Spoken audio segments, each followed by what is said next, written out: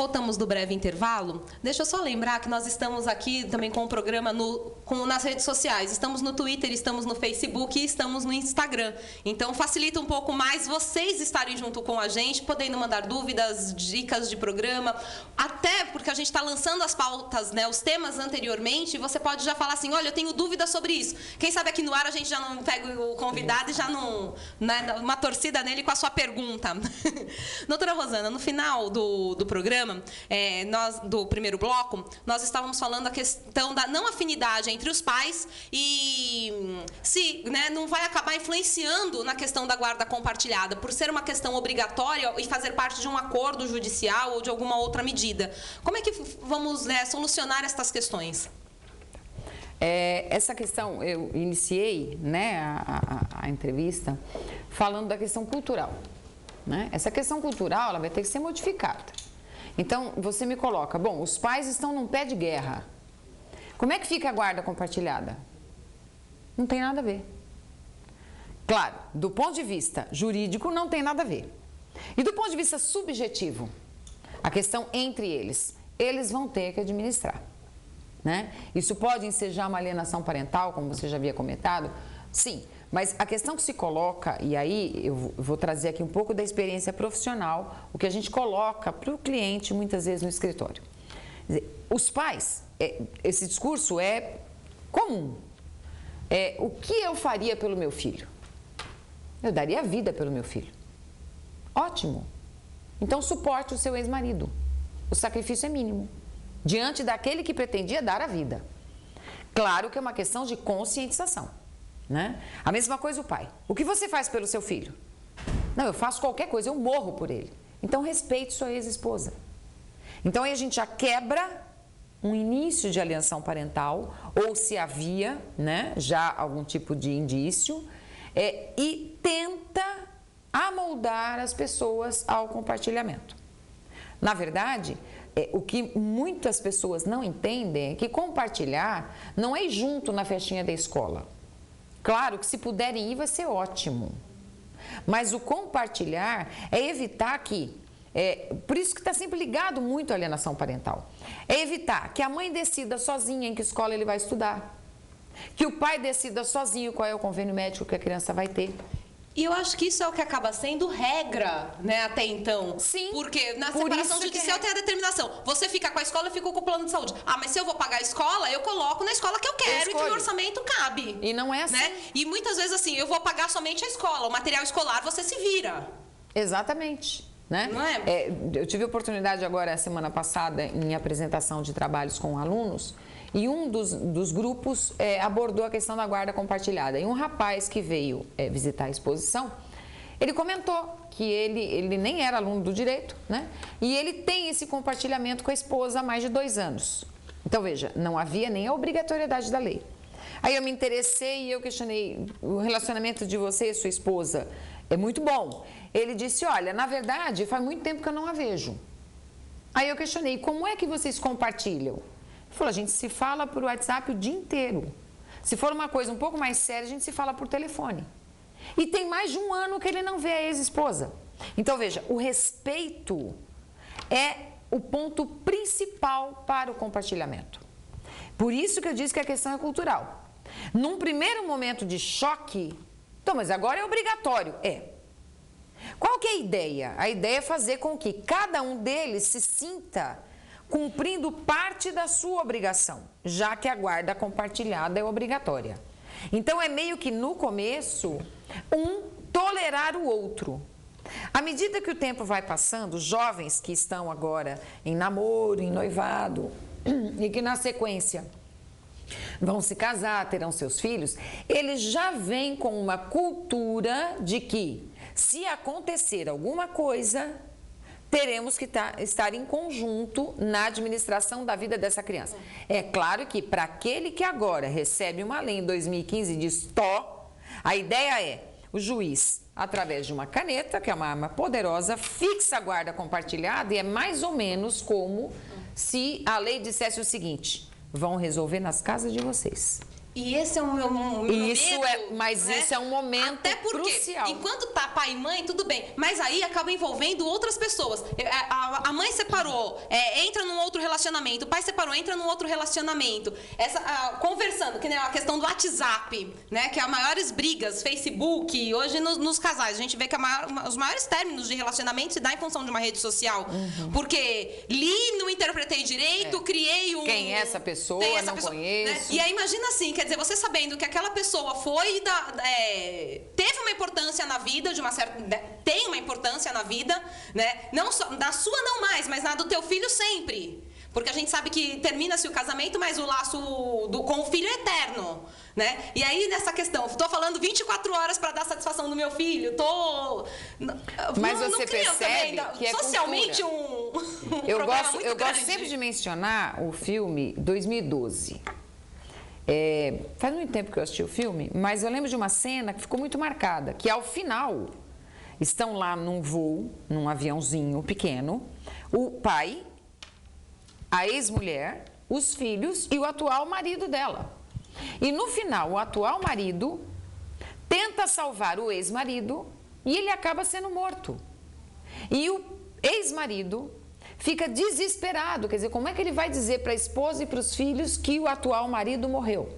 Tem um outro filme que passou agora há pouco tempo, eu sempre me esqueço o nome, da moça que vai para a França e chegando lá ela é sequestrada e tal. É um compartilhamento entre a mãe ligar para o pai e dizer aconteceu tal coisa, o atual marido, que é o padrasto, dizer no que eu posso ajudar, e o pai da moça diz, preciso de um avião, e ele consegue o avião, quer dizer, é um trabalho em conjunto em prol de quê? Da felicidade da menina. Tudo bem, é ficção, mas veja, dentro de uma civilização, tem que ser dessa forma. Claro que é difícil, mas nós temos uma cultura muito do litígio. Se você verificar Europa, Estados Unidos, é muito difícil os pais se separarem nesse pé de guerra. Não deu, tchau.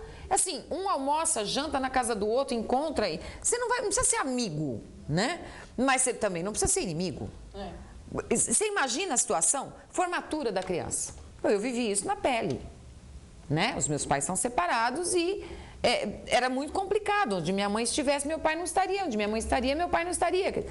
Uma loucura. Você vai casar, você não vai casar 2 vezes. Você vai casar um dia só. Quem é que vai ao seu casamento? Então, a ideia é mudar cultura. E as pessoas precisam entender, como eu disse há pouco, o que eu faria pelo meu filho? Eu daria a minha vida. Então, tentar ter uma harmonia mínima com o meu ex-marido, com a minha ex-esposa, em prol daquele meu filho por quem eu daria a vida, é o mínimo que se pode fazer. Né? As pessoas têm que tomar consciência disso. Tudo bem que a lei veio de uma forma meio drástica, mas talvez porque desde 2008 a cultura mudou muito pouco. Eu até acho que o tempo não foi suficiente, né? Poderia ter se aguardado um pouco mais, mas o fato é, existe a lei e tem que ser cumprida. Então agora as pessoas vão ter que se amoldar. Talvez justamente pela obrigatoriedade, as pessoas agora, a gente tem a mania, tem que ter lei para tudo. Então talvez a pessoa agora sabendo que é lei, ele tolere um pouco mais aquilo que ele, na semana passada, talvez não tolerasse, quando não havia lei, né? Então, é uma questão cultural, realmente. Na verdade, é o seguinte, a lei agora obriga, a partir de agora, aquilo que sempre deveria ser. Exatamente, é a regra. É a regra. Né? Nós estamos hoje fazendo uma lei para dizer, olha, dando um puxão de orelha em todo mundo. Exatamente. Você prometeu, seu filho nasceu, ele não pediu para nascer. Não existe ex-filho. E agora a sua responsabilidade. Filho não é propriedade, continua. Nem de um nem de outro. Agora uma questão, doutora Rosana, que eu vou fazer 2 perguntas, porque o tempo voa, passa tão rápido. Passa muito rápido. E eu tenho certeza que são 2 questões que os telespectadores gostariam de ver esclarecida. Uma questão que sempre a gente enfrenta no dia a dia, na faculdade, os alunos e colegas e as pessoas de uma forma geral. Agora, com a nova lei, eu posso usá-la de imediato, eu que tenho uma separação anterior e que tenho um regime de guarda unilateral. Como é que eu tenho que fazer? Essa é a primeira pergunta. Uma outra pergunta é daqueles que gostam de fugir do pagamento de alimentos. Vejo várias vezes me perguntando, quer dizer que agora com a guarda compartilhada eu não preciso mais pagar alimentos? Como é que fica essa questão? São duas questões que são do dia a dia e que as pessoas, cada um interpreta ao seu belo prazer. Com relação às guardas já fixadas, ainda que ela tenha sido fixada na forma unilateral, ou seja, ou para a mãe ou para o pai, é possível que ao longo do tempo, e aí vai depender de cada caso, o casal já esteja compartilhando sem perceber, mesmo que a criança continue morando com a mãe. Aquela situação assim da mãe dizer, não aguento mais seu filho, liga para ele, fala com ele precisa de umas broncas. Isso não é um compartilhamento? De certa forma, e é comum, depois de um período da separação, que a mãe ligue para o pai para pedir socorro, fase da aborrecência e tal. Então, ou eles já estão compartilhando sem perceber, ou se houver resistência de um deles, que não tem a guarda, isso pode ser objeto de revisão. Seria muito interessante que eles estivessem já conduzindo isso consensualmente. Mas se houver resistência, por exemplo, a guarda é unilateral da mãe e a mãe insiste em não dar satisfações da vida da criança. Nem de escola, nem de saúde, nem de amizades, nem de nada que a criança está fazendo. O pai pode pleitear? Pode pleitear. O risco de ser fixada a guarda compartilhada, na minha opinião, é gigantesco.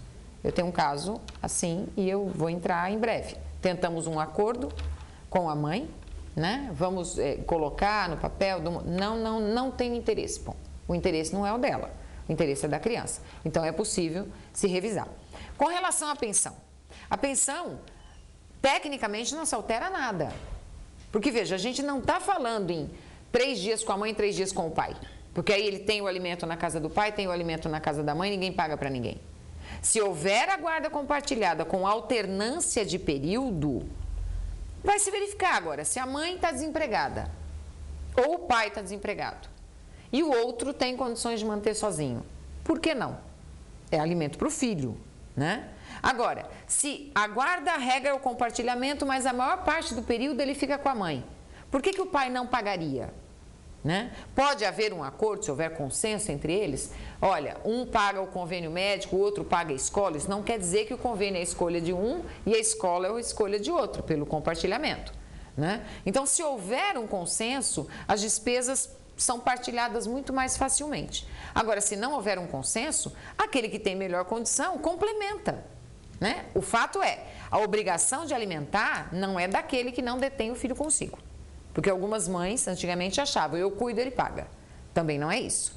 A ideia e o que a lei determina, o próprio Código Civil desde 2002 a obrigação é de ambos. E a nossa Constituição de 88 trouxe a igualdade de direitos e deveres perante a lei, eles devem cumprir.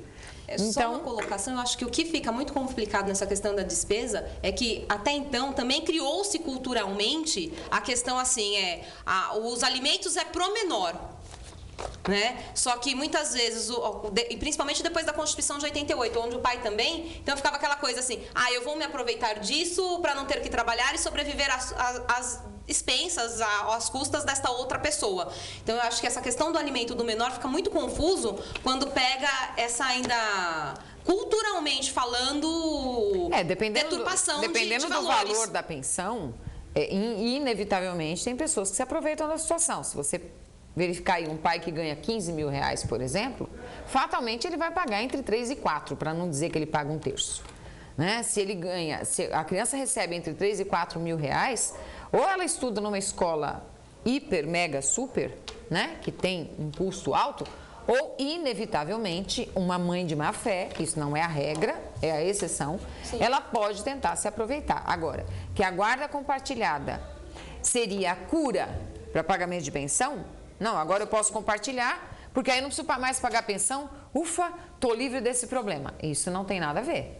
Se o pai tem um salário maior e a mãe não consegue suprir sozinha, ele vai pagar. A recíproca é verdadeira. Se existe alternância de permanência, ela fica períodos com um, períodos com o outro, dependendo da condição financeira de cada um, pode ser que acordem em cada um mantenha a criança por um período. Mas isso não é a regra.